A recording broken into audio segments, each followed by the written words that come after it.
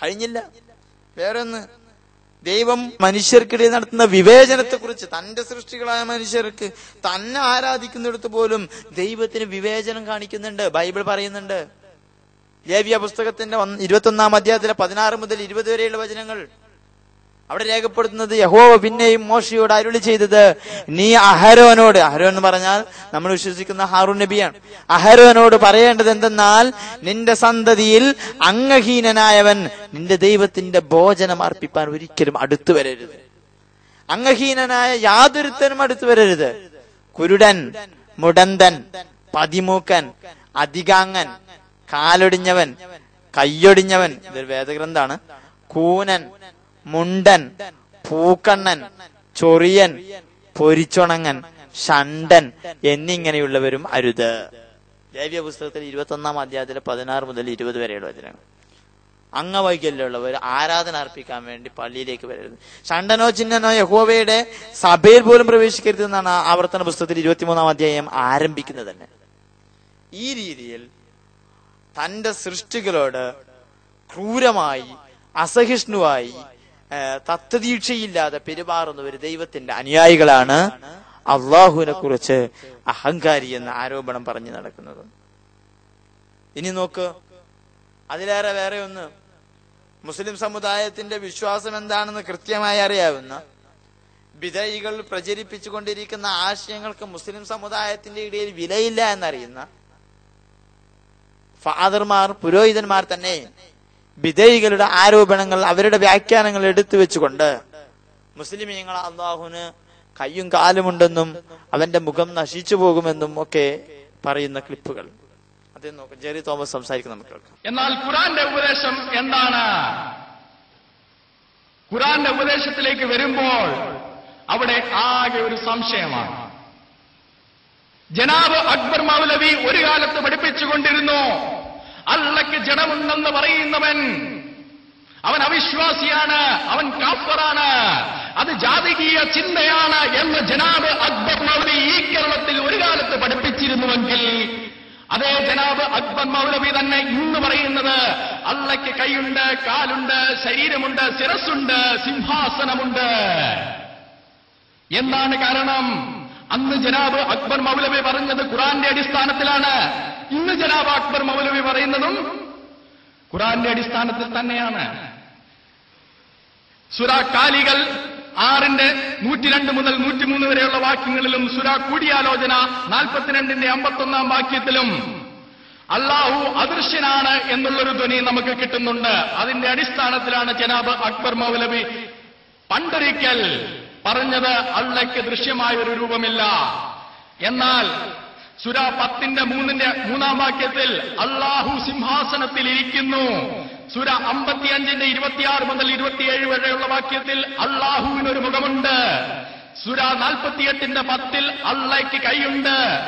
സൂറ 20ന്റെ 36 മുതൽ 39 വരെയുള്ള വാക്യങ്ങളിൽ അല്ലാഹുവിന് കണ്ണുകളുണ്ട്. ഒരു കാലത്ത് ജനാബ് അക്ബർ മൗലവി ഇതൊക്കെ ആലങ്കാരികമാണ് എന്ന് പറഞ്ഞിരുന്നുവെങ്കിൽ, ഇന്ന് അതേ ജനാബ് അക്ബർ മൗലവി പറയുന്നത് ആലങ്കാരികമായി നമുക്ക് വ്യാഖ്യാനിക്കുവാൻ കഴിയില്ല, ഇത് അക്ഷരാർത്ഥത്തിൽ തന്നെ വിശ്വസിക്കണമെന്നാണ്. ജനാബ് അക്ബർ മൗലവിക്ക് അല്ലാഹുവിന് ദൃശ്യമായ ഒരു രൂപമുണ്ടോ ഇല്ലയോ എന്ന് ചോദിച്ചാൽ 2 കാലഘട്ടത്തിൽ അദ്ദേഹത്തിന് 2 ഉത്തരമാണ് ബൈബിളിന്. ജനാബ് അക്ബർ മൗലവിയുടെ ഇന്നത്തെ വ്യാഖ്യാന ശാസ്ത്രം എടുക്കുകയാണെങ്കിൽ ജനാബ് അക്ബർ മൗലവി പറയുന്നത് ഇതെല്ലാം നാം അക്ഷരാർത്ഥത്തിൽ തന്നെ ഖുർആനിൽ നിന്ന് വായിക്കണമെന്നാണ്.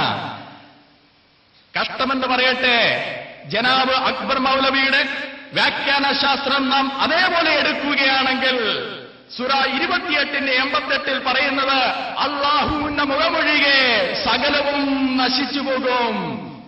അള്ളയുടെ കൈകാലുകൾ നഷ്ടപ്പെട്ട്, അള്ളയുടെ ദേഹം ശിരസിൽ നിന്ന് വിച്ഛേദിക്കപ്പെട്ട് മുഖം മാത്രമായി ജനാബ് അക്ബർ മൗലവി പറയുന്ന എല്ലാം നമ്മൾ അങ്ങ് അക്ഷരാർത്ഥത്തിൽ വ്യാഖ്യാനിക്കണമെന്നാണ്. അതുകൊണ്ട് അക്ഷരാർത്ഥത്തിൽ വ്യാഖ്യാനിക്കുന്നുവെന്നേ ഉള്ളൂ. ജനാബ് അക്ബർ മൗലവിയുടെ അതേ വ്യാഖ്യാന ശാസ്ത്രം എടുക്കുകയാണെങ്കിൽ ഏറ്റവും അവസാനം അല്ലാഹു ശിരസിൽ നിന്ന് ഉടൽ വിച്ഛേദിക്കപ്പെട്ട് കൈകാലുകൾ നഷ്ടപ്പെട്ടവനായി മുഖം മാത്രമായി ശേഷിക്കുന്ന ഏതോ ഒരു ആത്മാവാണ്. ഇത് നമ്മുടെ ദൈവം അല്ലേ? അപ്പൊ അല്ലാഹുവിന് കൈയുണ്ട്, കാലുണ്ട്, മുഖമുണ്ട്.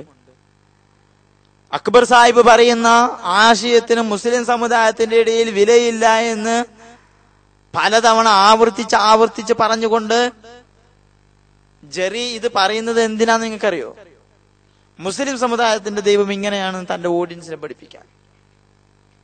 വാസ്തവവിരുദ്ധമായ ഒരു ആശയത്തെ, ഒരു സന്ദേശത്തെ തന്റെ സമൂഹത്തിന് കൈമാറാൻ വേണ്ടി വിവരമില്ലാത്ത പാവപ്പെട്ട പാമരരായ ജനങ്ങളെ വഞ്ചിക്കാൻ വേണ്ടിയാണ് അദ്ദേഹം ഇത് പറയുന്നത്.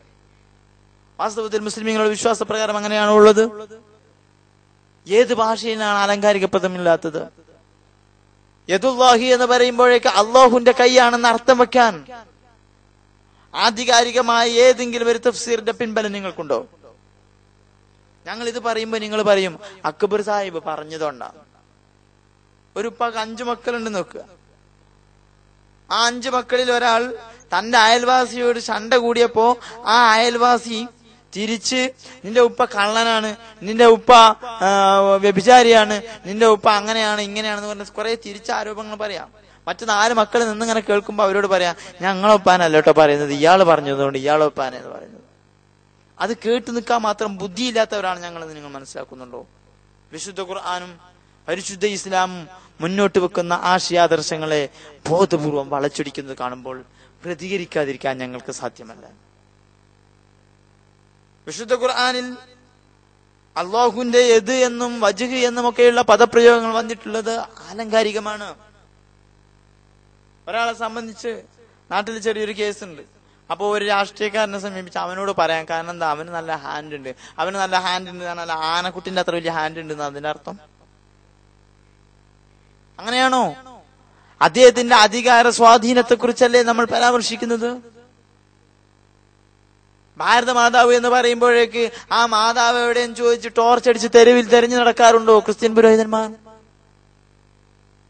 ആഡംസ് ആപ്പിൾ എന്ന് കേൾക്കുമ്പോ ആദാമിന്റെ പഴം എവിടെയെന്ന് തെരഞ്ഞെടുക്കാറുണ്ടോ? അത് നിങ്ങളുടെയും എന്റെയൊക്കെ ശരീരത്തിന്റെ ഭാഗമായ കണ്ടമുഴയുടെ പേരല്ലേ ആഡംസ് ആപ്പിൾ?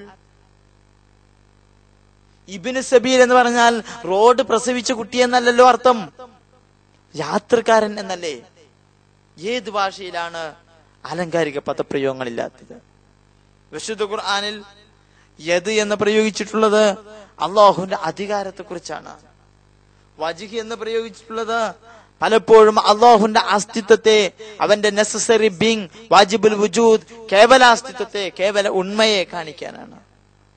മറ്റു പലപ്പോഴും അവന്റെ തൃപ്തിയെ, അനുഗ്രഹത്തെ, സന്തോഷത്തെ കാണിക്കാനാണ്. നിങ്ങൾ എന്തെങ്കിലും നന്മ ചെയ്യുന്നുവെങ്കിൽ അതിന്റെ ഗുണം നിങ്ങൾക്ക് തന്നെ. അള്ളാഹുവിന്റെ വജ്ഹിനെ കാംക്ഷിച്ചുകൊണ്ടല്ലാതെ എന്ന് പറഞ്ഞാൽ അള്ളാഹുവിന്റെ തൃപ്തി പ്രതീക്ഷിച്ചുകൊണ്ടല്ലാതെ എന്നാണ് അർത്ഥം.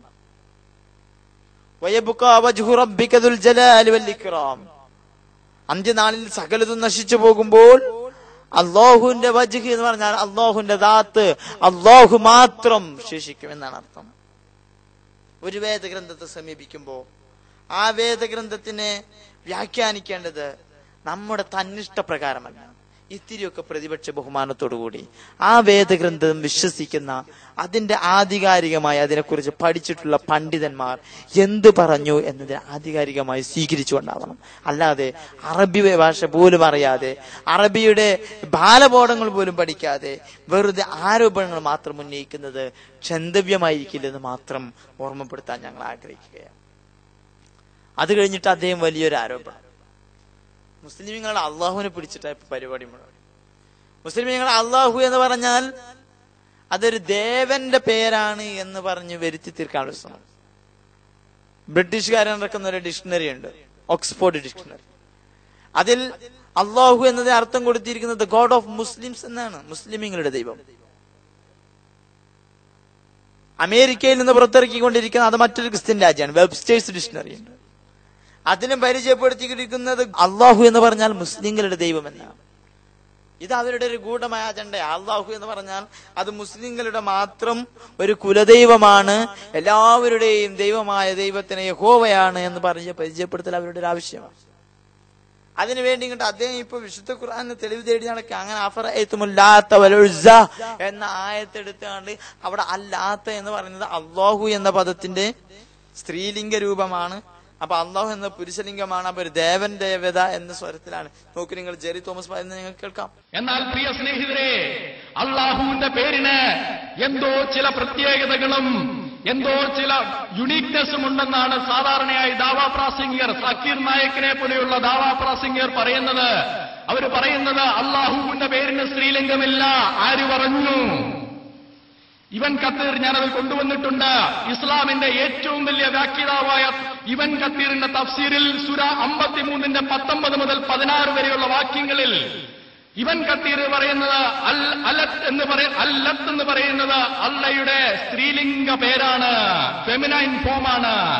അള്ളാഹുവിന്റെ പേര് ദൈവമെന്ന് പറയുന്നത് പോലെ, ദേവതകളെന്ന് പറയുന്നത് പോലെ. വാസ്തവത്തിൽ എന്താണ് ഇബ്നു കസീർ പറഞ്ഞിട്ടുള്ളത്? ഇബ്നു കസീർ അദ്ദേഹം കൊണ്ടുവന്നിട്ടുണ്ടെന്ന് അദ്ദേഹം പറഞ്ഞത്. ഇബ്നു കസീറിന്റെ ഇംഗ്ലീഷ് ട്രാൻസ്ലേഷൻ അദ്ദേഹത്തിന്റെ കൈവശം ഉണ്ടാവും. പക്ഷെ ആ ഇംഗ്ലീഷ് ട്രാൻസ്ലേഷനിൽ പോലും പൂർണ്ണമായി വായിക്കാതെ പകുതി മറച്ചു വെച്ച് കള്ളത്തരം കാണിച്ചുകൊണ്ടാണ് ജെറി തോമസ് വായിച്ചതെന്ന് പരസ്യമായി പറയേണ്ടി വരുന്നത് ഞങ്ങൾക്ക് വേദനയുണ്ട്. നിങ്ങളുടെ ഓഡിയൻസിനെ സംതൃപ്തിപ്പെടുത്താൻ അല്ലേ? ഇബ്നു കസീർ എന്ന പണ്ഡിതൻ ഇബ്നു ജരീർ എന്ന പണ്ഡിതനെ ഉദ്ധരിച്ചുകൊണ്ടാണ് സംസാരിക്കുന്നത്. എന്നിട്ട് ഇബ്നു ജരീർ പറയുന്നത്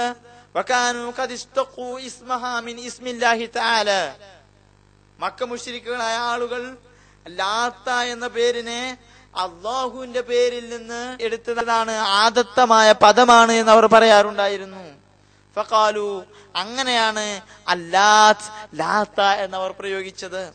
യഅനൂന മുഅന്നസതൻ മിൻഹു, അള്ളാഹു എന്ന പദപ്രയോഗത്തിന്റെ സ്ത്രീലിംഗ പദപ്രയോഗം ആയിട്ട് മക്ക മുശ്രിക്കുകൾ അങ്ങനെ പ്രചരിപ്പിക്കാറുണ്ടായിരുന്നു. അങ്ങനെ അവർ ലാത്ത എന്ന് പ്രയോഗിക്കാറുണ്ടായിരുന്നു. ഇത് മക്ക മുശ്രിക്കുകളുടെ അഭിപ്രായമാണ്.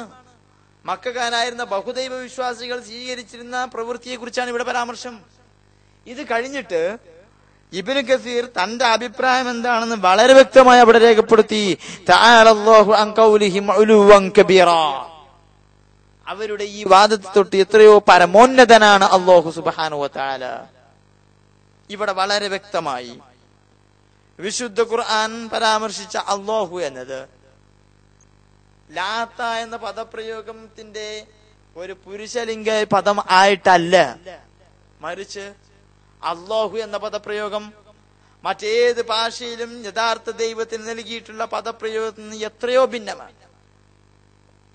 എത്രയോ ഭിന്നമാണെന്ന് പറഞ്ഞാൽ, ഇംഗ്ലീഷിൽ ഗോഡ് എന്ന് പറഞ്ഞാൽ ഗോഡ്സ് എന്ന് ബഹുവചനം പറയാം, ഗോഡസ് എന്ന് നിങ്ങൾക്കതിന് സ്ത്രീലിംഗ പദപ്രയോഗം പറയാം.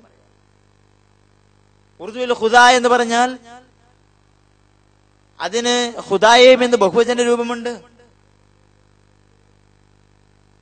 മലയാളത്തിൽ ദൈവം എന്ന് പറഞ്ഞാൽ ദൈവങ്ങൾ എന്ന് ബഹുവചന രൂപമുണ്ട്. എന്നാൽ അല്ലാഹ് എന്ന പദപ്രയോഗത്തിന് അതിന് ബഹുവചന രൂപമില്ല, ഏകവചന രൂപം മാത്രമാണ് അതിനുള്ളത്. അതിന് സ്ത്രീലിംഗമില്ല, പുല്ലിംഗമില്ല. അത് എല്ലാ അർത്ഥത്തിലും അല്ലാഹു അഹദ്, അല്ലാഹു എന്ന പദപ്രയോഗം പോലും അഹദ്, അത് ഏകത്വത്തിനെ കുറിക്കുന്നതാണ്.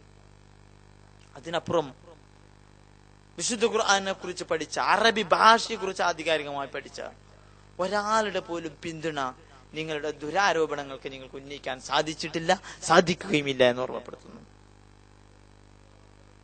ഇനി അദ്ദേഹത്തിന്റെ ഒരു ഭയങ്കര സംഭവം, ഒരു വാദമുണ്ട്. അള്ളാഹുവും യഹോവയും ഒന്നാണോ?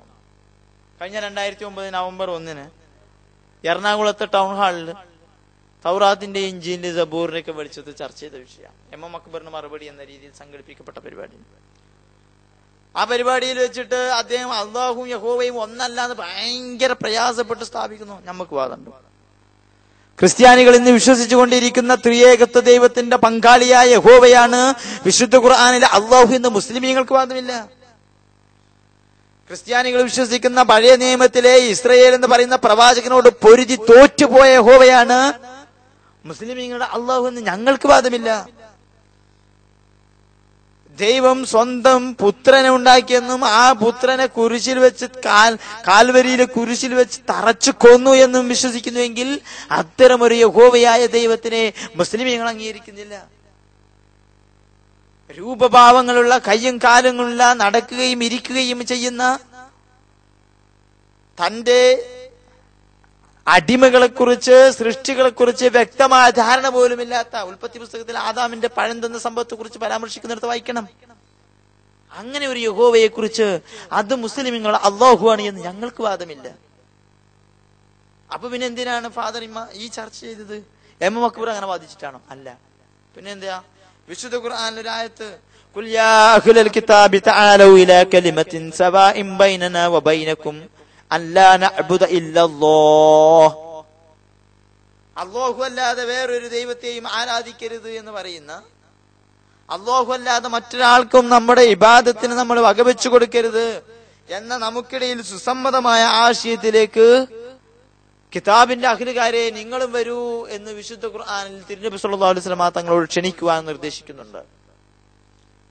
ഈ നിർദ്ദേശത്തെ എടുത്തു വെച്ചുകൊണ്ടാണ് അദ്ദേഹം പറയുന്നത്, അപ്പൊ അങ്ങനെ നിങ്ങളും ഞങ്ങളുടെയും ഇടയിൽ സുസമ്മതമായ അള്ളാഹുവിനെ മാത്രമേ ആരാധിക്കാവൂ എന്ന ആശയമുണ്ടെങ്കിൽ ആ അള്ളാഹു എന്ന് പറയുന്നത് ഞങ്ങൾ വിശ്വസിക്കുന്ന യഹോവയും ഒന്നാണ് എന്ന് നിങ്ങൾക്ക് വിശ്വാസമുള്ളത് കൊണ്ടല്ലേ എന്ന് അദ്ദേഹം ചോദിക്കുന്നത്.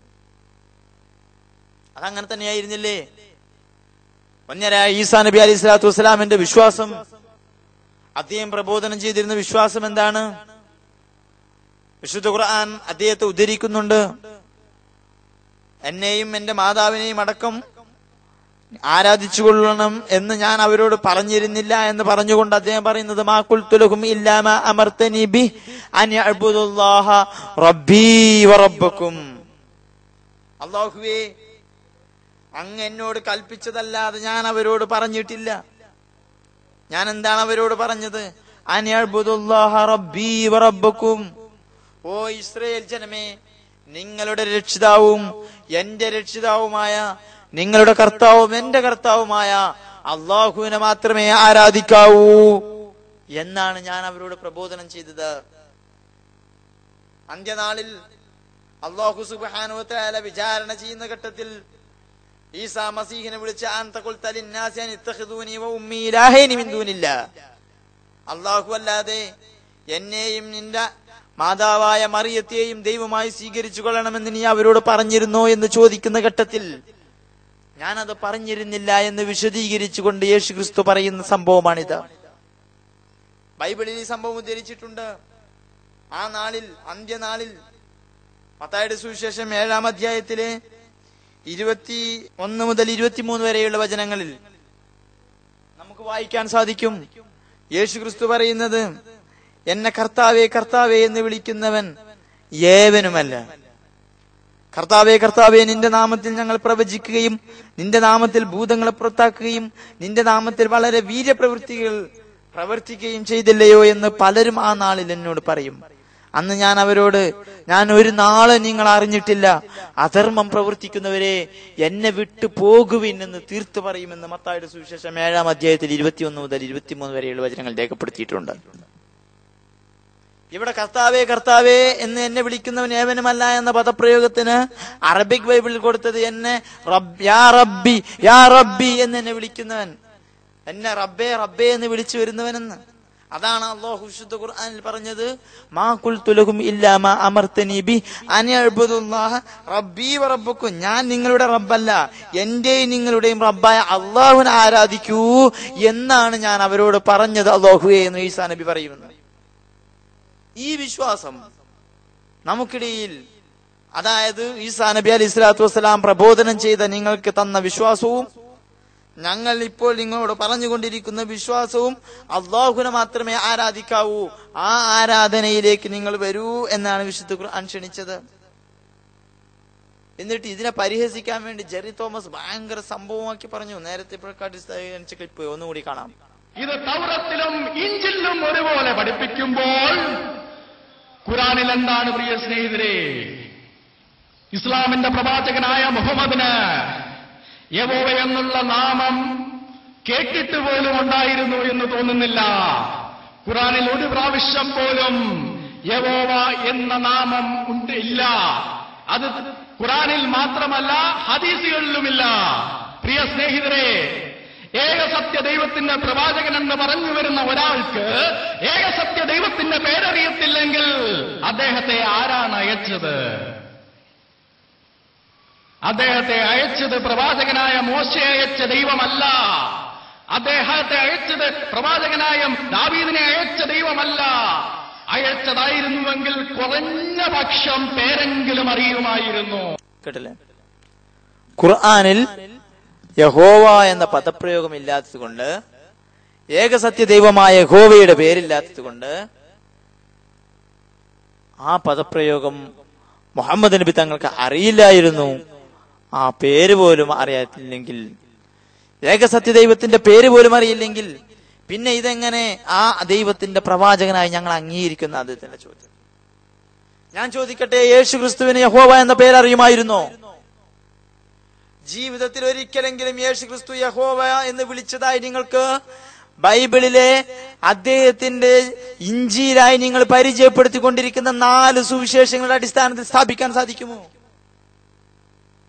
അദ്ദേഹത്തിന്റെ ശിഷ്യന്മാർ രചിച്ചു എന്ന് നിങ്ങൾ പറഞ്ഞുകൊണ്ടിരിക്കുന്ന മത്തായിയും മാർക്കോസും ലൂക്കോസും യോഹന്നാനും എപ്പോഴെങ്കിലും യഹോവയായ ദൈവമേ എന്ന് അഭിസംബോധന ചെയ്തിട്ടുണ്ടോ? ബൈബിളിലെ യേശു ക്രിസ്തു അബ്ബാ പിതാവേ എന്ന് വിളിക്കുന്നുണ്ട്, സ്വർഗസ്ഥനായ പിതാവേ എന്ന് വിളിക്കുന്നുണ്ട്, ഏലി ഏലി എന്റെ ദൈവമേ എന്റെ ദൈവമേ എന്ന് വിളിക്കുന്നുണ്ട്, എലോഹി എലോഹി എന്റെ ദൈവമേ എന്ന് വിളിക്കുന്നുണ്ട്. അതിന്റെ അപ്പുറം അദ്ദേഹം പ്രയോഗിച്ചിരിക്കാനുള്ള സാധ്യത ശേഷിക്കുന്ന ഒരേ ഒരു പദമുണ്ടെങ്കിൽ അത് അല്ലാഹു എന്നാണ്. ഞാൻ എന്റെ അവകാശവാദം പറഞ്ഞതല്ല. ഈ അറബിക് ബൈബിൾ 1972 പുറത്തിറക്കിയ ന്യൂ അറബിക് ടെസ്റ്റമെന്റ്, ഇതിലെ മത്തായിയുടെയും മാർക്കോസിന്റെയും ലൂക്കോസിന്റെയും യോഹന്നാന്റെയും സുവിശേഷങ്ങളിൽ ഞാനൊരു ഓട്ടപ്രദക്ഷിണം നടത്തി. അപ്പോൾ എനിക്ക് ബോധ്യപ്പെട്ട വസ്തുതയുടെ അടിസ്ഥാനത്തിൽ തന്നെ പറഞ്ഞാൽ, ഈ 4 സുവിശേഷങ്ങളിൽ മൊത്തം 262 തവണ അല്ലാഹു എന്ന് പ്രയോഗിച്ചു. ഒരൊറ്റ തവണ യഹോവ എന്നില്ല. ഒരൊറ്റ തവണ യഹോവ എന്നില്ല. ലൂക്കോസ് എന്ന് പറഞ്ഞാൽ നേരത്തെ നിങ്ങൾ കേട്ടതുപോലെ ക്രിസ്തുമതത്തിന് ക്രിസ്തുമതം എന്ന പേര് പോലും കൊടുത്ത പൗലോസിന്റെ സഹയാത്രികനായിരുന്നു. ആ ലൂക്കോസ് പോലും തന്റെ സുവിശേഷത്തിൽ 112 തവണ അല്ലാഹു എന്ന പദപ്രയോഗം നടത്തിയത് അറബിക് ബൈബിളിലുണ്ട്. അറബിക് ബൈബിളിൽ ഏകസത്യ ദൈവത്തിന്റെ പേര് കൊടുത്തിരിക്കുന്നത് അല്ലാഹു എന്നാണ്. അറബിയിൽ ഏകസത്യ ദൈവത്തിന്റെ പേര് അല്ലാഹു എന്നാണ്.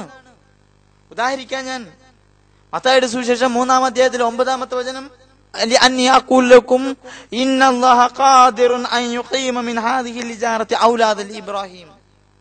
കാരണം ഞാൻ നിങ്ങളോട് പറയുന്നു, അല്ലാഹു അബ്രഹാമിന് ഈ കല്ലുകളിൽ നിന്ന് സന്തതികളെ ഉത്ഭൂതമാക്കാൻ കഴിവുള്ളവനത്രേ. ഇന്നല്ലാഹ ഖാദിർ.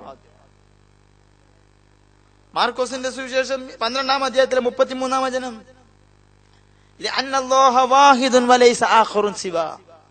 അല്ലാഹു ഏകനാകുന്നു, അവനല്ലാതെ യാതൊരാളുമില്ല. ലൂക്കോസിന്റെ സുവിശേഷം 5-ാം അധ്യായത്തിൽ 21-ാം വചനം, മൻ യഖ്ദിറു അൻ യഗ്ഫിറ ഖതായ ഇല്ലല്ലാഹു വഹ്ദഹു. അല്ലാഹു ഒരുവനല്ലാതെ വേറെ ആർക്കാണ് ദോഷങ്ങൾ പൊറുക്കാൻ സാധിക്കുക?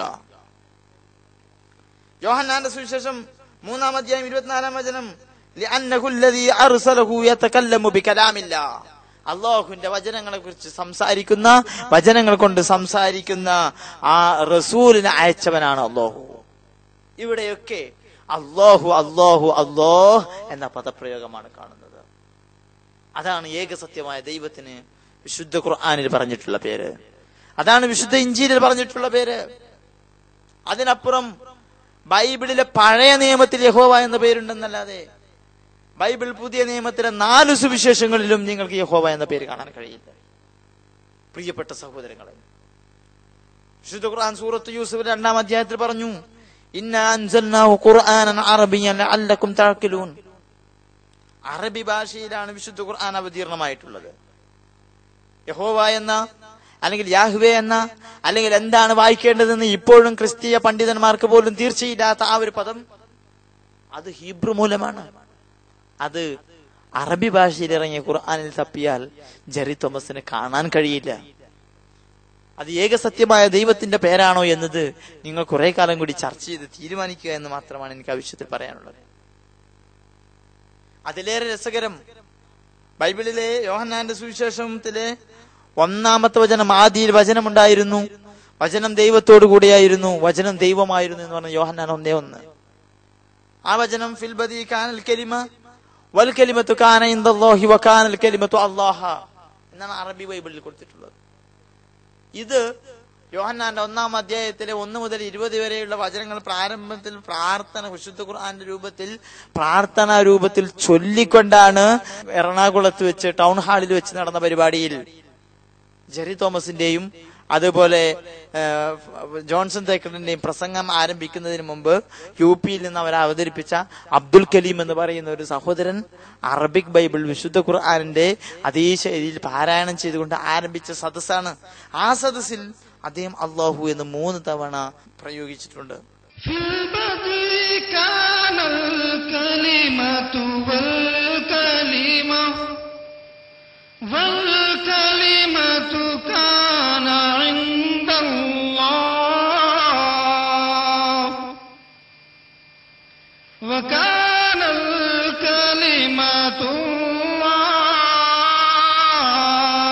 ഇങ്ങനെ ആരോപണങ്ങളുടെ ഒരു നൂലാമാല ഉദ്ധരിക്കാനുണ്ട്. അള്ളാഹുവിനെ കുറിച്ച്, വിശുദ്ധ വേദഗ്രന്ഥമായ ഖുർആനെ കുറിച്ച്, മുസ്ലിമീങ്ങൾക്ക് കിതാബുകളിലുള്ള വിശ്വാസത്തെ കുറിച്ച് പറഞ്ഞ ഭാഗങ്ങൾ മാത്രമാണ് ഞാൻ ഇതുവരെ പരാമർശിച്ചത്. ഗുരുതരമായ 1-2 ആരോപണങ്ങൾ സാധാരണഗതിയിൽ പാവപ്പെട്ട സാധാരണക്കാരായ മുസ്ലിം സഹോദരങ്ങൾ തെറ്റിദ്ധരിച്ചു പോകാനുള്ള ചില സാധ്യതകളുള്ള ചില ആരോപണങ്ങൾ മാത്രം പരാമർശിച്ചുകൊണ്ട് ഞാൻ അവസാനിപ്പിക്കാം. ഒന്നാമതായി, ഇസ്മായിൽ നബി അലൈഹി സ്വലാത്തു വസ്സലാമിൻ പ്രവാചകത്വത്തെ ഇവർ സാധാരണയായി നിഷേധിക്കാറുള്ളതാണ്. ഇബ്രാഹിം നബി അലൈഹി സ്വലാത്തു വസ്സലാമിന് ഹാഗാർ എന്ന് പറയുന്ന ഒരു വെള്ളാട്ടിയിലുണ്ടായ പുത്രനാണ് എന്നും ഏകജാത പുത്രനായി ഇസ്മയേലിനെ അംഗീകരിക്കാൻ പറ്റില്ല എന്നുമാണ് അവരുടെ പ്രചരണം. വാഗ്ദത്ത പ്രവാചകൻ വരുന്നത് യസ്ഹാക്കിന്റെ പരമ്പരയിലാണെന്ന് സ്ഥാപിക്കുന്നതിന് വേണ്ടി അവർ നിരന്തരം ആ വാദവുമായി മുന്നോട്ട് പോകാറുണ്ട്. അതിന് പിന്തുണ കിട്ടാൻ ചില ചെപ്പടി വിദ്യകളൊക്കെ ചിലപ്പോഴൊക്കെ അവർ പ്രയോഗിക്കാറുണ്ട്.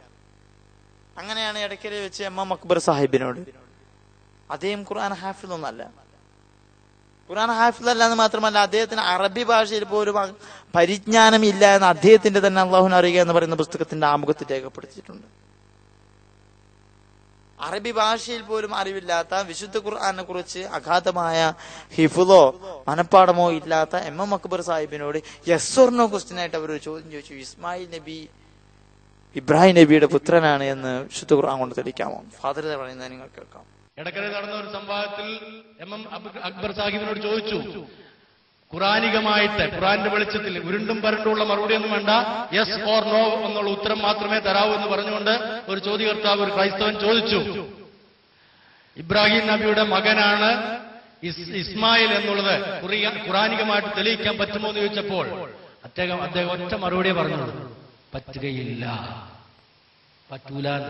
മനസ്സിലായില്ല നിങ്ങൾക്ക്? ഞാൻ വിചാരിച്ചു നിങ്ങൾക്ക് മനസ്സിലായില്ല. അതായത് ഖുറാനിന്റെ അടിസ്ഥാനത്തിൽ ഇബ്രാഹിം നബിയുടെ പുത്രനാണ് ഇസ്മായേൽ എന്ന് തെളിയിക്കാൻ പറ്റുമോ എന്ന് നമ്മുടെ ഒരു ക്രൈസ്തവ സ്നേഹിതൻ ചോദിച്ചപ്പോൾ MM അക്ബർ സാഹിബ് സ്റ്റേജിൽ നിന്നുകൊണ്ട് പറഞ്ഞ ഒരൊറ്റ വാചകം, പറ്റുകയില്ല എന്നുള്ള. CDM അക്ബർ സാഹിബ് മറുപടി പറഞ്ഞു, പറ്റുകയില്ല, പറ്റുകയില്ല. അദ്ദേഹം അതല്ലാതെ എന്ത് പറയും? കാരണം അദ്ദേഹം ഖുർആൻ ഹാഫിളൊന്നല്ല. ഖുർആൻ ഹാഫിള് അല്ലാത്തത് കൊണ്ട് അദ്ദേഹത്തിന് അങ്ങനെ ഉത്തരം പറയാനേ കഴിയൂ, അദ്ദേഹത്തിന് തെളിയിക്കാൻ പറ്റുകയില്ല. അതുകൊണ്ട് വിശുദ്ധ ഖുർആൻ ഇല്ല എന്ന് നമ്മൾ തെറ്റിദ്ധരിച്ചു പോകരുത്. ഫാദർമാരുടെ കുപ്രചരണങ്ങളിൽ നമ്മൾ വീണു പോകരുത്. വിശുദ്ധ ഖുർആൻ സൂറത്ത് ഇബ്രാഹിമിന്റെ 39-ാമത്തെ വചനം വളരെ വ്യക്തമായി രേഖപ്പെടുത്തി വെച്ചിട്ടുണ്ട്. ഇബ്രാഹിം നബി അലൈഹി സ്വലാത്തു വസ്സലാം അല്ലാഹുവിനോടുള്ള തന്റെ പ്രാർത്ഥനയിൽ, അൽഹംദുലില്ലാഹില്ലദീ വഹബ ലി അലൽ കിബരി ഇസ്മാഈല വ ഇസ്ഹാഖ ഇന്ന റബ്ബീ ലസമീഉദ് ദുആ.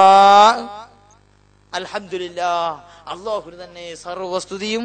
അല്ലദീ വഹബ ലി അലൽ കിബർ, ഈ പ്രായാധിക്യ സമയത്ത്, ഈ പ്രായം ചെന്ന സമയത്ത് ഇസ്മാഈല വ ഇസ്ഹാഖ, ഇസ്മായിലിനെയും ഇസ്ഹാഖിനെയും എനിക്ക് പുത്രന്മാരായി തന്ന അല്ലാഹുവിന് തന്നെ സർവസ്തുതിയും. ഇന്ന റബ്ബീ ലസമീഉദ് ദുആ, തീർച്ചയായും എന്റെ രക്ഷിതാവ് അവൻ പ്രാർത്ഥന കേൾക്കുന്നവനാകുന്നു, അവൻ ധാരാളമായി പ്രാർത്ഥനയെ സ്വീകരിക്കുന്നവനാകുന്നു.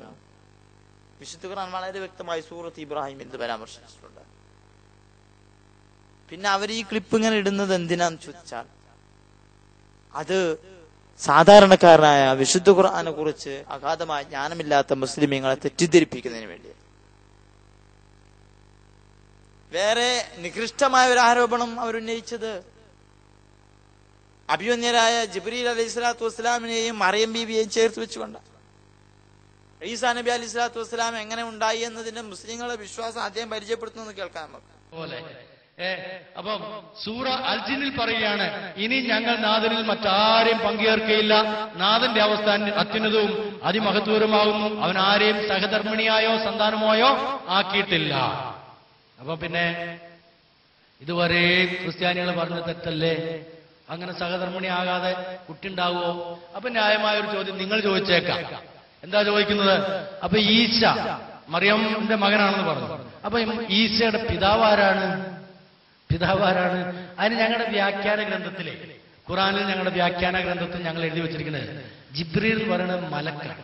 ആ മലക്ക് പരിശുദ്ധാത്മാവായിട്ടാണ് വന്നിട്ട് മറിയമിനെ പിടിച്ചിട്ട് ഉണ്ടായ കുട്ടിയാണ്. വ്യാഖ്യാനാണ്. എങ്ങനെയുണ്ട് നിങ്ങളൊന്ന് പറഞ്ഞാണി. അവിടം വരെ എത്തിയിരിക്കണം. യഥാർത്ഥത്തിൽ മുസ്ലിമീങ്ങൾക്ക് ഇങ്ങനെ ഒരു വാദമുണ്ടാകും. വളരെ മ്ലേച്ഛകരമായ രീതിയിൽ നിങ്ങൾ ദൈവമായി വിശ്വസിക്കുന്ന, ദൈവപുത്രനായി വിശ്വസിക്കുന്ന, ത്രിയേകത്വത്തിലെ ഒരു ആളത്വമായി അംഗീകരിക്കുന്ന യേശു ക്രിസ്തുവിനെ കുറിച്ച്, അദ്ദേഹത്തിന്റെ മാതാവായ മറിയയെ കുറിച്ചുമാണ് നിങ്ങൾ പറഞ്ഞു വെച്ചത്. ആ മാതാവ് ഗബ്രിയേൽ മാലാഖയുമായി അല്ലെങ്കിൽ പരിശുദ്ധാത്മാവുമായി അപഹാസ്യമായ ഒരു ലൈംഗിക ബന്ധത്തിൽ ഏർപ്പെട്ടു എന്നത് വ്യംഗ്യമായി സൂചിപ്പിക്കുന്ന പദപ്രയോഗങ്ങൾ, അതിനനുസരിച്ചുള്ള ആംഗ്യങ്ങൾ, അംഗവിക്ഷേപങ്ങൾ യഥാർത്ഥത്തിൽ വിശുദ്ധ ഖുർആനിലോ അദ്ദേഹം പറഞ്ഞ് നമ്മളെ തഫ്സീറുകളിലൊക്കെ അങ്ങനെയാണ് എഴുതി വെച്ചിരിക്കുന്നത്. ഏത് തഫ്സീറിലാണ് അങ്ങനെയുള്ളത്? വിശുദ്ധ ഖുർആനിന്റെ ഏതെങ്കിലും ഒരു ആയത്ത് കൊണ്ടോ ഏതെങ്കിലും ഒരു മുഫസ്സിറിന്റെ ഉദ്ധരണി കൊണ്ടോ നിങ്ങൾക്ക് സ്ഥാപിക്കാൻ കഴിയുമോ? വിശുദ്ധ ഖുർആൻ പറഞ്ഞത് ഫഅർസൽനാ ഇലൈഹാ റൂഹനാ, പരിശുദ്ധാത്മാവായ മലക്ക് ജിബ്രീൽ അലൈഹി സ്വലാത്തു വസ്സലാമിനെ നാം മറിയം ബീവി അലൈഹിസ്സലാമിലേക്ക് അയച്ചു. ഫതമസ്സല ലഹാ ബശറൻ സവിയ, അങ്ങനെ തികഞ്ഞ മനുഷ്യരൂപത്തിൽ മറിയം ബീവിയുടെ അടുക്കൽ ജിബ്രീൽ എന്ന് പറയുന്ന മാലാഖ മലക്ക് പ്രത്യക്ഷനായി. അപ്പോ മറിയം ബീവി പറഞ്ഞു, ഇന്നി അഊദു ബിർറഹ്മാനി മിൻക ഇൻ കുൻത തഖിയ്യാ, നീ അല്ലാഹുവിനെ വിശ്വസിക്കുന്നുവെങ്കിൽ, അല്ലാഹുവിനെ ഭയപ്പെട്ട് ജീവിക്കുന്നവനാണെങ്കിൽ, ആ കാരുണികനായ അല്ലാഹുവിനോട് നിന്നെ തൊട്ട് ഞാൻ കാവലിനെ തേടുന്നു. അപ്പോ ജിബ്രീൽ എന്ന് പറയുന്ന മലക്ക് പ്രതികരിക്കുന്നത് ഖാല ഇന്നമാ അന റസൂലു റബ്ബിക ലിഅഹബ ലകി ഗുലാമൻ സക്കിയ, ഞാൻ നിന്നെ ഉപദ്രവിക്കാനൊന്നുമല്ല. ഇന്നമാ അന റസൂലു റബ്ബിക ലിഅഹബ ലകി ഗുലാമൻ സക്കിയ, പരിശുദ്ധനായ ഒരു കുഞ്ഞിനെ നിനക്ക് നൽകുവാൻ വേണ്ടി, ഓശാരമായി ദാനമായി നൽകുവാൻ വേണ്ടി നിന്റെ റബ്ബ്, നിന്റെ രക്ഷിതാവ് നിയോഗിച്ച ദൂതനാണ് ഞാൻ. അപ്പോ മറിയം ബീവിക്ക് ഒരു സംശയം. മറിയം ബീവി ചോദിച്ചു, കാലത്ത് അന്നാ യകൂനു ലി ഗുലാമുൻ വലം യംസസ്നി ബശറുൻ വലം അകു ബഗിയ, വിഹിതമായ ബന്ധത്തിലൂടെ, ശരീഅത്ത് അംഗീകരിക്കുന്ന ഒരു ബന്ധത്തിലൂടെ, നിക്കാഹ് ബന്ധത്തിലൂടെ ഒരു ബഷറും എന്നെ തൊട്ടിട്ടില്ല, ഒരു പുരുഷനും എന്നെ സ്പർശിച്ചിട്ടേയില്ല. വലം അക്കു ബഗിയ, അവിഹിതമായ വേഴ്ചയിൽ ഏർപ്പെടുന്ന ഒരു തേവിടിശിയുമല്ല ഞാൻ. പിന്നെ എങ്ങനെ അന്നായക്കൂനല്ലേ ഗുലാം, എങ്ങനെയാണ് എനിക്ക് കുട്ടി ഉണ്ടാവുക? അപ്പോ ജിബ്രീൽ അലൈഹി സ്വലാത്തു വസ്സലാമിന്റെ മറുപടി ഖാല കദാലിക്, അങ്ങനെ സംഭവിക്കുക തന്നെ ചെയ്യും, നിങ്ങൾക്ക് ഒരു മോൻ ഉണ്ടാവുക തന്നെ ചെയ്യും. ഖാല റബ്ബുകി ഹുവ അലയ്യ ഹയ്യിനുൻ, പിതാവില്ലാതെ മാതാവില്ലാതെ ആദമിനെ സൃഷ്ടിച്ച അല്ലാഹു, നിന്റെ രക്ഷിതാവ്, അവൻ പറഞ്ഞിരിക്കുന്നു ഹുവ അലയ്യ ഹയ്യിനുൻ, ഒരു പിതാവില്ലാതെ മറിയത്തിന് ഈസ എന്ന് പറയുന്ന ഒരു കുഞ്ഞ് ജനിപ്പിക്കുക എന്ന് പറഞ്ഞത് എനിക്ക് വളരെ നിസ്സാരമായ കാര്യമാണ്. വലിനജഅലഹു ആയത്തൻ ലിന്നാസ്, ബനു ഇസ്രായേലിയർക്കാർക്ക് അല്ലെങ്കിൽ ലോകത്തിലുള്ള മുഴുവൻ ആളുകൾക്ക്, രണ്ട് തഫ്സീറുമുണ്ട്, ലോക ജനങ്ങൾക്ക് മുഴുവൻ ദൃഷ്ടാന്തമായി തീരാൻ വേണ്ടി, വറഹ്മതൻ മിന്നാ, അല്ലാഹുവിന്റെ പക്കൽ നിന്നുള്ള അനുഗ്രഹമായിട്ടും, അങ്ങനെ വകാന അംറൻ മഖ്ദിയ, ആ കാര്യം സംഭവിക്കുക തന്നെ ചെയ്യും. അങ്ങനെ ഇതാണ് ജിബ്രീൽ അലൈഹി സ്വലാത്തു വസ്സലാം എന്നുണ്ടായ സംഭാഷണം.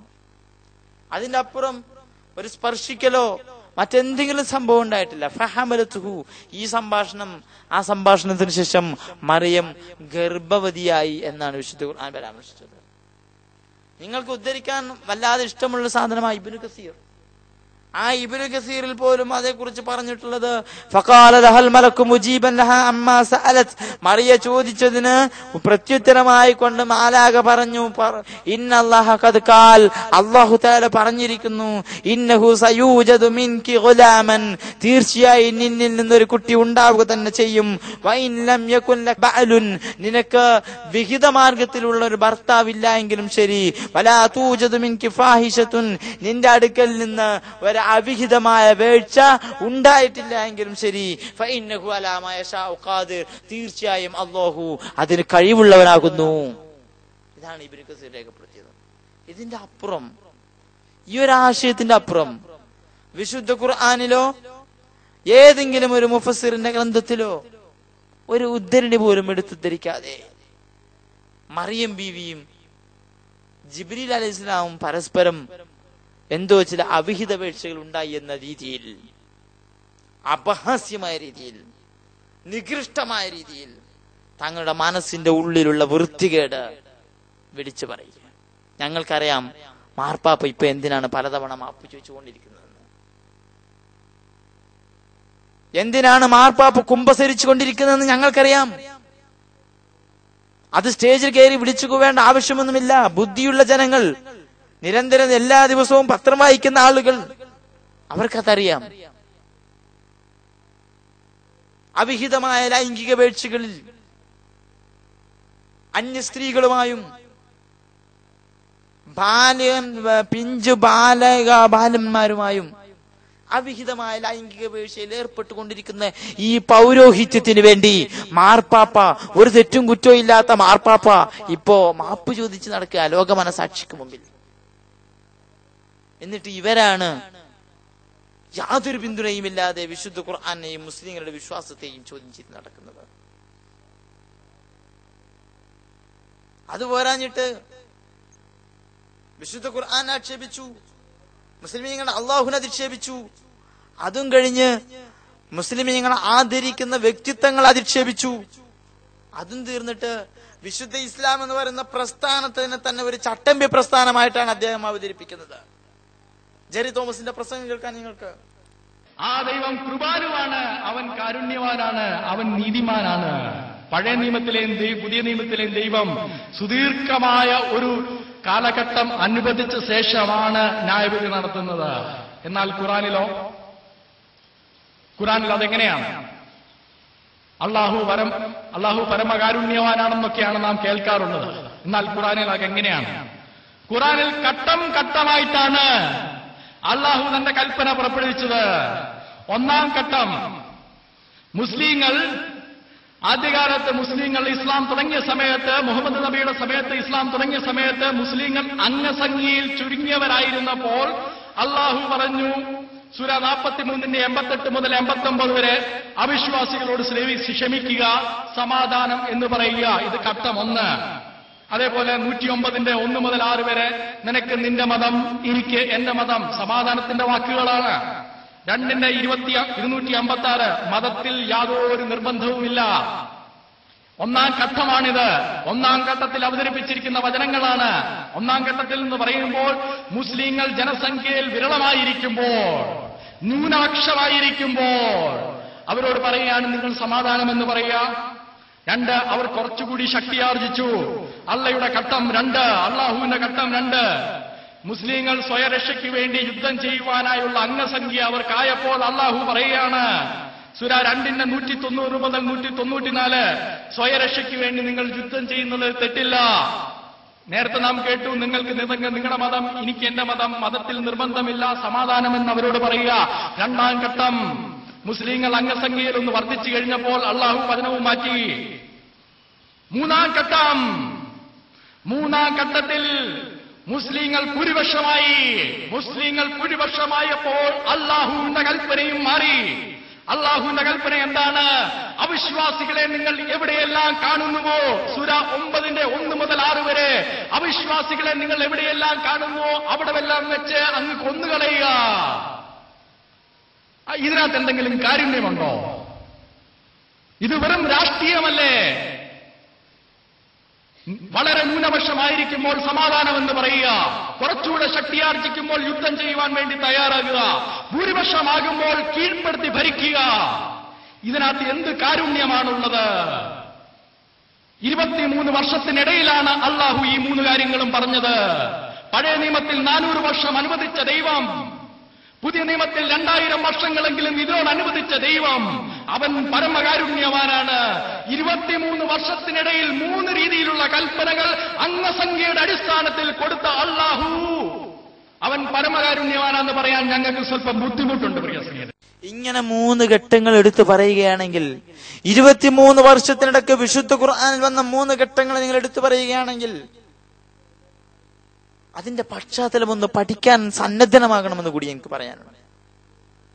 വന്യരായ അഷ്റഫുൽ ഖൽഖ് മുഹമ്മദ് റസൂലുള്ളാഹി സ്വല്ലല്ലാഹു അലൈഹി വസല്ലമ തങ്ങൾ പ്രബോധനവുമായി മക്കയിലേക്ക് വന്നപ്പോ അവിടുത്തെ അനുയായികളെയും അവിടുത്തെയും ജീവനും സ്വത്തിനും ഭീഷണിയാകുന്ന വിധത്തിൽ പലതരത്തിൽ ആക്രമിച്ചു.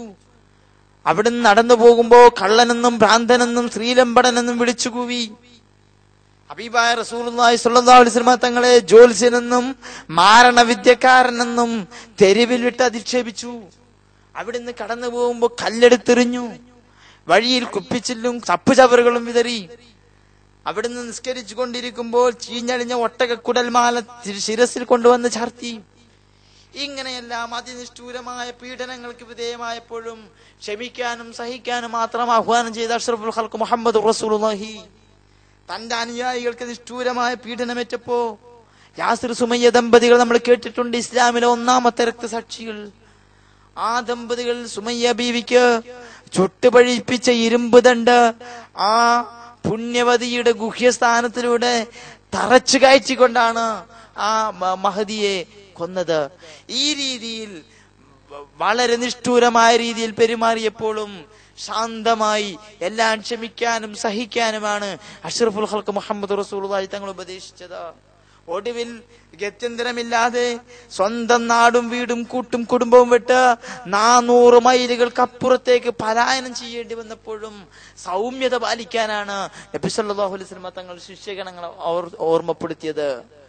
ഒടുവിൽ അപ്പുറത്ത് 400 മൈലുകൾക്കപ്പുറത്ത് അഭയം തേടി ചെന്ന നാട്ടിൽ പോലും തങ്ങൾക്ക് നിൽക്കക്കല്ലില്ലാത്തൊരവസ്ഥ വന്നപ്പോ അവിടെയുണ്ടായിരുന്ന പ്രവാചക ശത്രുക്കളെ കൂട്ടുപിടിച്ച് തിരുനബിയെയും സമുദായത്തെയും ഒറ്റപ്പെടുത്തി ആക്രമിക്കാനുള്ള ശ്രമങ്ങൾ ഉണ്ടായപ്പോ പ്രതിരോധിക്കാനുള്ള സമ്മതം വിശുദ്ധ ഖുർആൻ നൽകിയുണ്ടായി.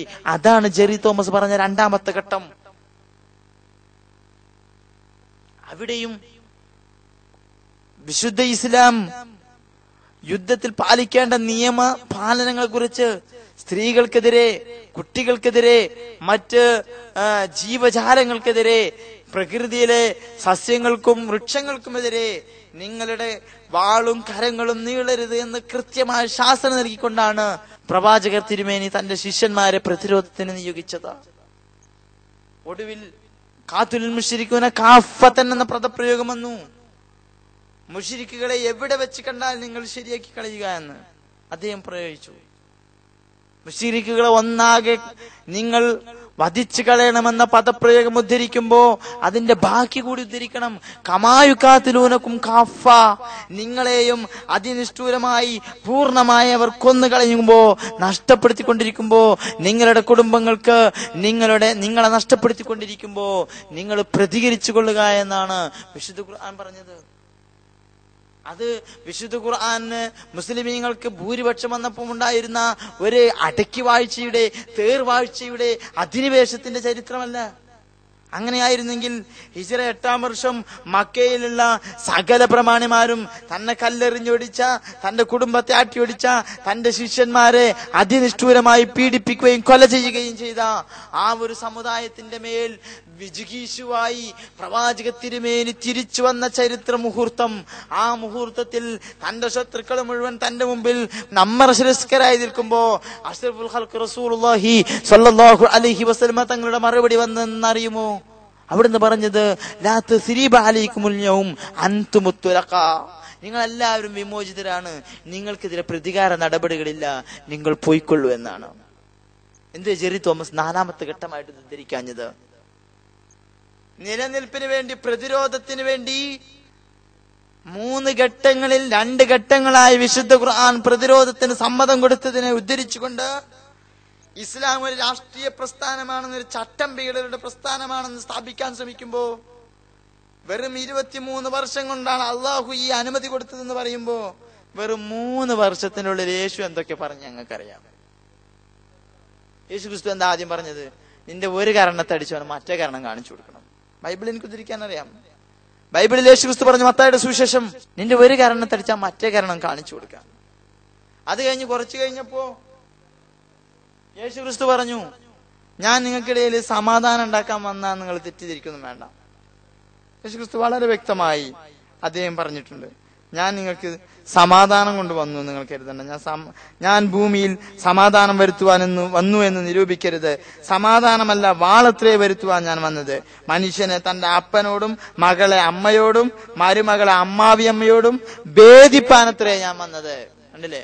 സമാധാനമല്ല, വാളും കൊണ്ട് വീട്ടിലും കുടുംബത്തിലൊക്കെ ഛിദ്രതയുണ്ടാക്കാനും പ്രശ്നമുണ്ടാക്കാനുമാണ് ഞാൻ വന്നത് യേശു ക്രിസ്തു പറയാം. അത് കഴിഞ്ഞിട്ട് പിന്നെ മുമ്പ് പറഞ്ഞിട്ടുണ്ട്, ഉള്ള ഡ്രസ്സ് വിട്ടിട്ടെങ്കിലും വാള് വാങ്ങി പൊരുതാൻ പറയുന്നുണ്ട്. വെറും 3 വർഷത്തിനുള്ളിലാണ് യേശു ക്രിസ്തു ഈ 3 ഘട്ടങ്ങൾ പറയാനുള്ളത്. കേട്ടോ നിങ്ങൾ പ്രിയപ്പെട്ട സഹോദരങ്ങളെ, ഞാൻ നേരത്തെ പറഞ്ഞതുപോലെ മുട്ടുകൈയില്ലാത്തവൻ ചെറുവിരലില്ലാത്തവനെ കളിയാക്കരുതെന്ന് മാത്രം അതേക്കുറിച്ച് പറയുകയാണ്. ഇങ്ങനെ വിശുദ്ധ ഖുർആനെ കുറിച്ച്, വിശുദ്ധ പ്രവാചകന്മാരെ കുറിച്ചും ഒക്കെ ആക്ഷേപം പറഞ്ഞു കഴിഞ്ഞിട്ടും ആളുകൾ ഇസ്ലാമിലേക്ക് വരുന്നു എന്നുള്ള ഭീതിയാണ് അവർക്ക്. കാരണം നിഷ്പക്ഷമതിയായ ആളുകൾ ഇവരുടെ ആരോപണം കേൾക്കുമ്പോഴും സത്യത്തിൽ ഇസ്ലാം എന്താണെന്ന് പഠിക്കാൻ ഒരു താല്പര്യം ഉണ്ടാവുമല്ലോ. അങ്ങനെ അവർ ഇസ്ലാം എന്താണെന്ന് പഠിക്കാൻ ശ്രമിച്ചു. അങ്ങനെയാണ് പലരും ഇസ്ലാമിലേക്ക് വന്നത്. ഫാദർ ബെഞ്ചമിൻ ഗിൽദാനി, ഫാദർ ആന്റണി പെരേര, ഇങ്ങനെ തുടങ്ങിയ അനേകം ക്രിസ്ത്യൻ പുരോഹിതന്മാർ ഇവരുടെയൊക്കെ ആരോപണങ്ങൾ കേട്ടിട്ട് എന്താണ് ഇസ്ലാം എന്ന് പഠിക്കാൻ ശ്രമിച്ചിട്ട് ഇസ്ലാമിലേക്ക് കടന്നു വന്നേരാ. അങ്ങനെ ഇവർ പല ആളുകളും ഇസ്ലാമിലേക്ക് കടന്നു വരുന്നു എന്ന് കണ്ടപ്പോ ഇവർക്ക് ആകെ ഹാലടങ്ങി.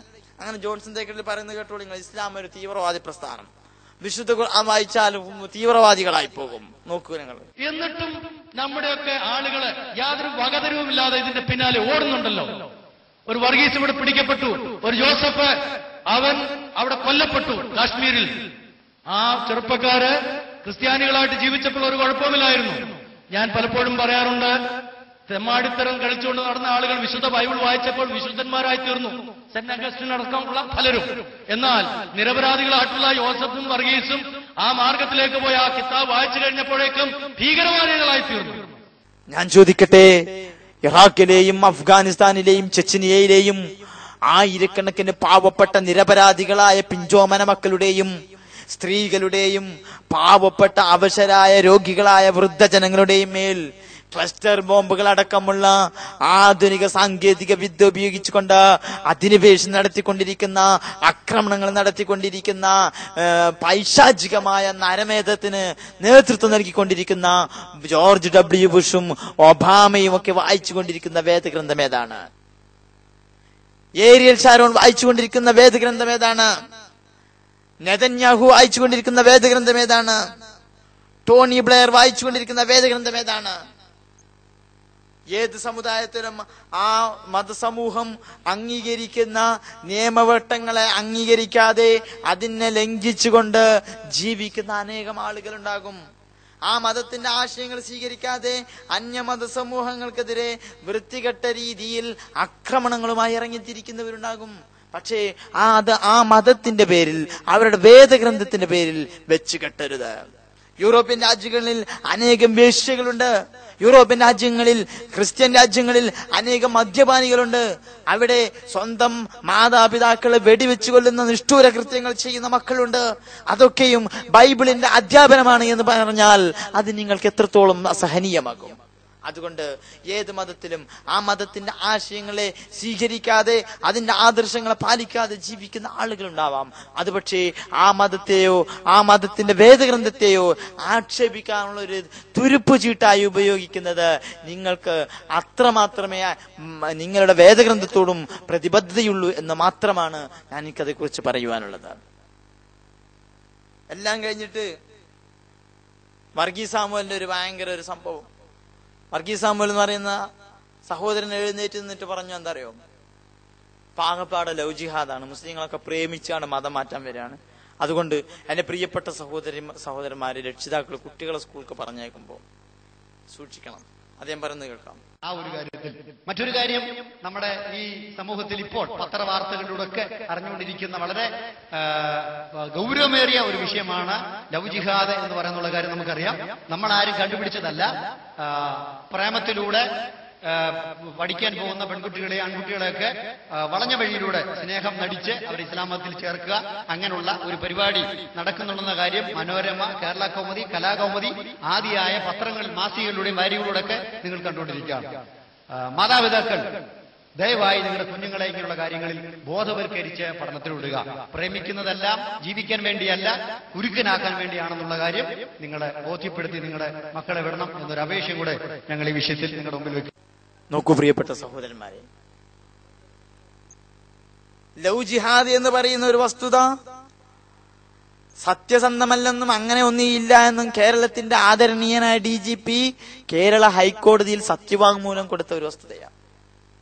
മാധ്യമങ്ങളുടെ സൃഷ്ടിയായിരുന്നുവെന്നും ഒരു സമുദായത്തെ ഒറ്റപ്പെടുത്തി ആക്രമിക്കാനുള്ള ചിലരുടെ ഗൂഢശ്രമമായിരുന്നു അതിന്റെ പിന്നിലെന്നും പൊതുസമൂഹത്തിന്റെ മുമ്പിൽ പകൽ വെളിച്ചം പോലെ സുതരാം വ്യക്തമായ ഒരു വസ്തുത എടുത്ത് ഉന്നയിച്ചുകൊണ്ട് മുസ്ലിങ്ങളെല്ലാവരും പ്രേമിച്ച മതം മാറ്റാൻ നടക്കുകയാണ് എന്നൊരു ആരോപണം ഉന്നയിക്കുക.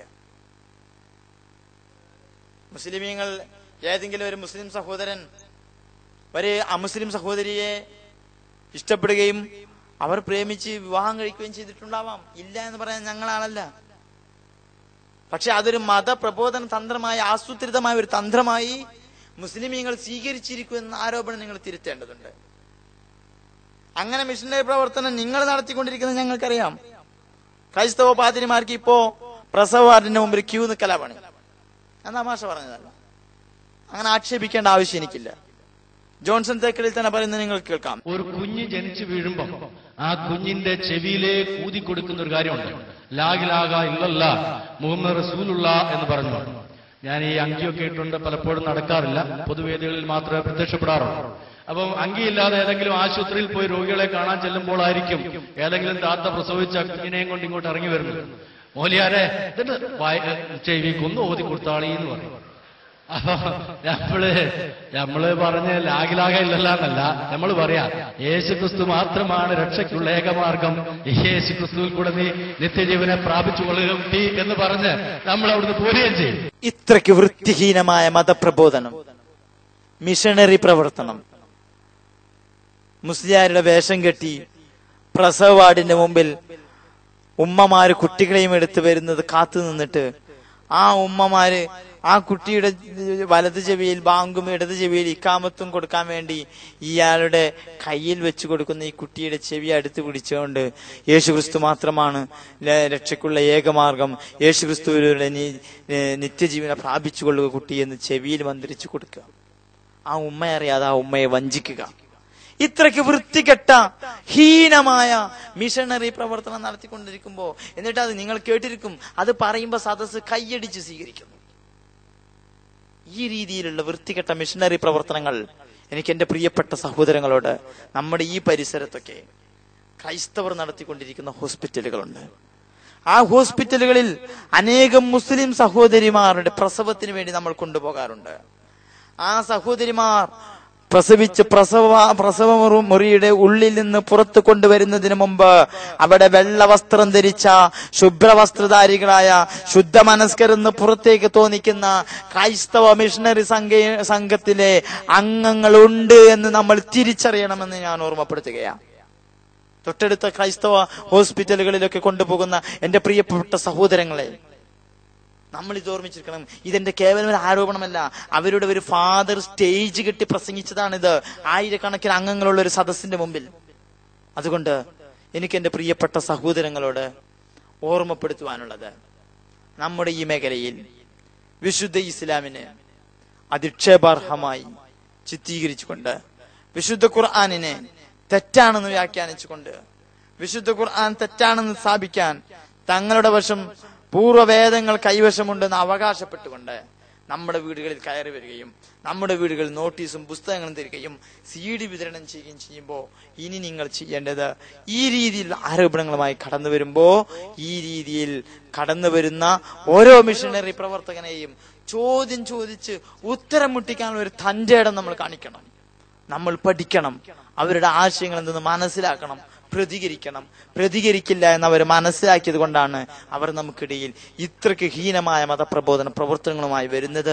എനിക്കെന്റെ പ്രിയപ്പെട്ട ക്രൈസ്തവ സഹോദരങ്ങളോട്, ഈ നാട്ടിലുള്ള എന്റെ അയൽവാസികളായ ഒരുപാട് ക്രൈസ്തവ സഹോദരങ്ങളുണ്ട്, ഒരിക്കൽ പോലും ഞങ്ങളോട് ശണ്ടയ്ക്ക് വന്നിട്ടില്ലാത്ത, സ്നേഹത്തോടെ സൗഹാർദ്ദത്തോടെ ശാന്തിയോടെ സമാധാനത്തോടെ ഐക്യത്തോടു കൂടി ഞങ്ങളോട് കഴിയുന്ന, പരസ്പരം അയൽവാസികൾ എന്ന രീതിയിൽ ബഹുമാനിക്കുകയും അയൽവാസികൾ എന്ന രീതിയിൽ സാധനങ്ങളും മറ്റും കൈമാറുകയും, പലപ്പോഴും എനിക്ക് ക്രിസ്തുമതം പഠിക്കാനുള്ള ബൈബിൾ പോലും എന്റെ അയൽവാസികളായ സുഹൃത്തുക്കളാണ് തന്നത് എന്ന് ഞാൻ സന്തോഷത്തോടെ സ്നേഹത്തോടെ ഓർമ്മിക്കുകയാണ്. അങ്ങനെ സൗഹാർദ്ദത്തോടു കൂടി കഴിയുന്ന ക്രൈസ്തവ സഹോദരങ്ങളുണ്ട്.